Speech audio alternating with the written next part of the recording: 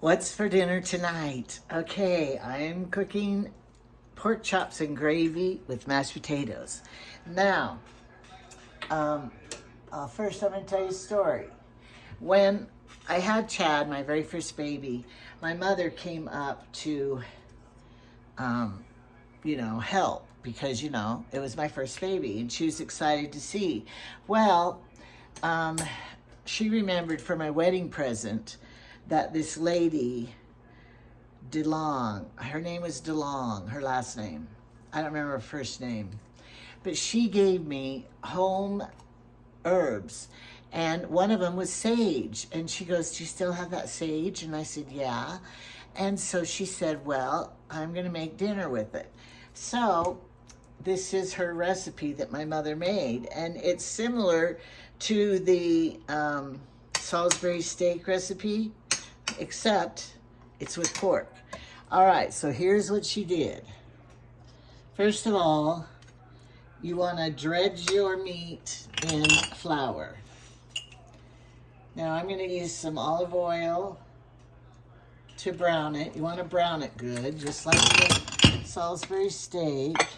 And I'm going to put a little butter in it too, because for flavor. I don't know how much of each, because, I'm not measuring. Okay, let's get the camera over here. So, dredge your meat in this flour here while your pan is heating the oil. And save the flour because you're going to want it for your gravy, to thicken your gravy. So get it all on the meat good. And my butter's getting ready here. This isn't the very best pan to brown in. I would prefer a heavier duty pan, but it'll be fine. Like a Dutch oven pan, nothing beats the old-fashioned ironstone. What are they called? But I think mine are in the RV. And because Jamie and I aren't eating much, this one piece of meat, well, I can't even eat that much. Okay, so we're gonna let it cook. I'm gonna put some salt on it. You could have put salt in the flour, but I just like to salt the meat. All right. It's gonna brown. I'm gonna pause and let go so that it can brown evenly. So we're just going to put sage because we don't want Italian seasoning, because we don't want it to have a spaghetti, pizza, or anything flavoring. We just want the sage flavor.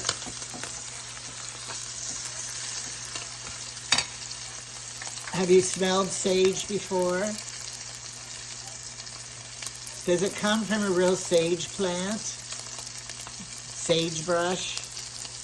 I don't know. I'll have to Google that. I think it might. She gave me dried sage, and oh, it was just so yummy. And of course, after you have a baby, I was breastfeeding, so I was extra hungry. And it was very good. But Jamie, he always just wants fried pork chops. He doesn't ever want the gravy like I do. Now, if you want a country gravy, you could add milk.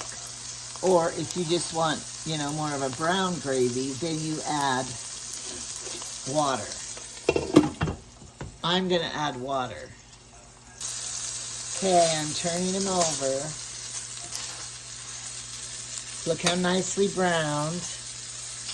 And I'm going to put some sage on it now. I want to turn this down a little because I don't want my butter and my drippings to burn. But I want to continue to brown.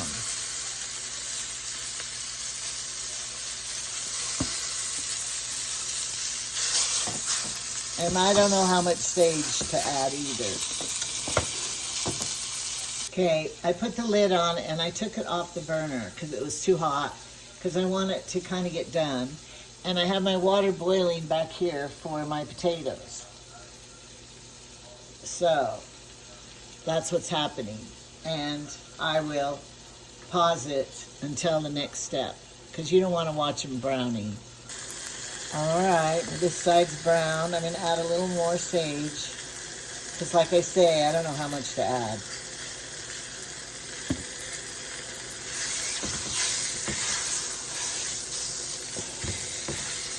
And then I'm going to turn them both to get the sage into the pan drippings a little.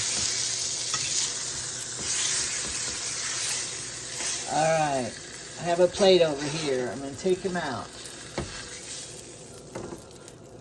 Okay, then I'm going to add a little more butter, because I have to make this the gravy roux. And I'm going to put the rest of this flour in, I think.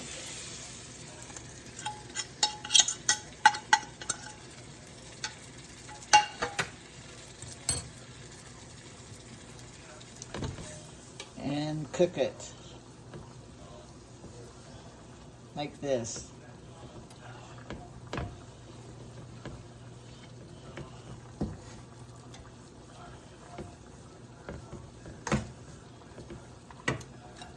I think I'll put a little more butter in. I put too much flour maybe. So put more butter if it's not looking like it's going to have enough liquid in there.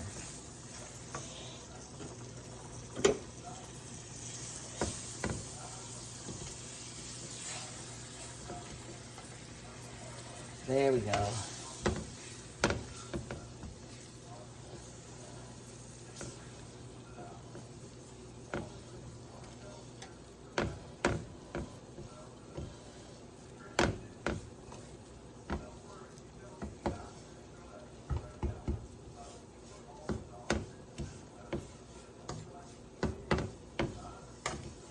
This won't be real dark gravy, but it won't be milk gravy either.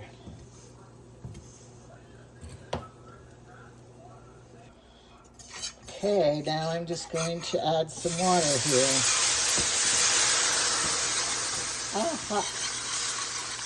I did 2 cups of water.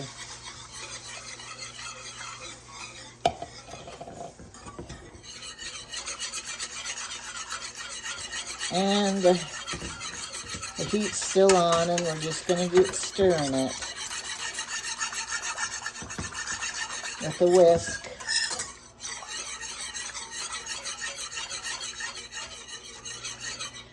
I'm going to put a little bit of sage in the gravy.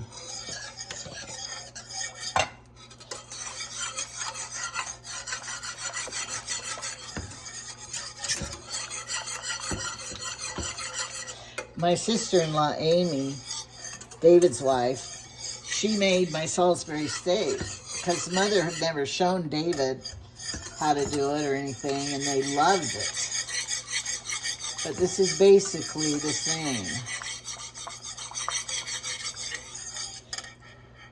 Now, it won't taste very good unless you put some salt in it and pepper. My pepper's over there. That's salt. Here's pepper. Okay. See? Looks like gravy, huh?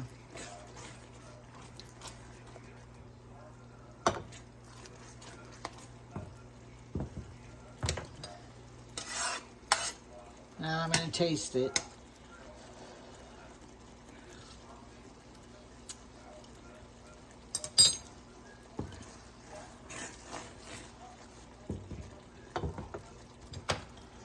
All right, upon tasting my gravy, it doesn't have a whole lot of the pork flavor because I only had 2 porks.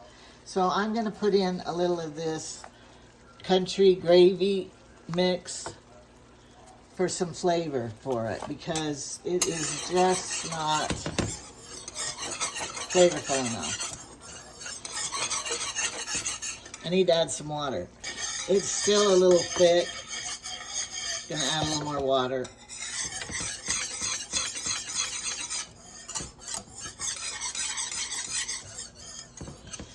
So if you had a lot more pork chops than 2 and you were putting it in here, you would have more pan drippings in the bottom. And so it would have more flavor. You wouldn't have to use that country mix flavor. Then we're going to put these back in here.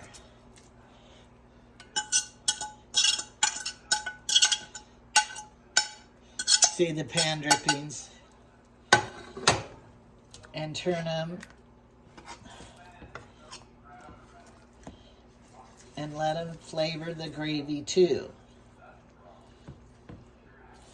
Now, if you wanted onion, you could add some browned onion with it. Onion rings, sliced and, cooked in it. But I didn't this time.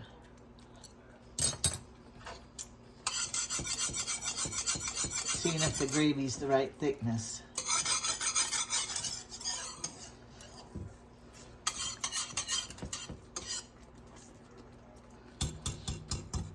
So I want these pork chops to kind of get more tender. But, you could make it earlier in the day and then just warm them up too, if you wanted.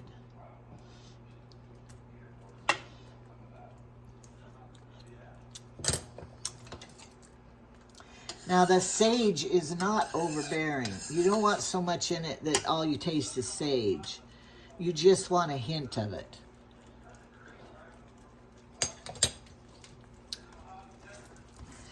I think it's good. I love it. You guys are all probably better cooks than me, so you already know how to make country gravy and everything. I have my potatoes ready here. I didn't show potatoes on camera because you guys already know how. All right, and that's going to be our dinner and a salad. I'm going to turn this off, put the lid on it, and let it keep cooking a little till we're ready. All right, thanks for watching.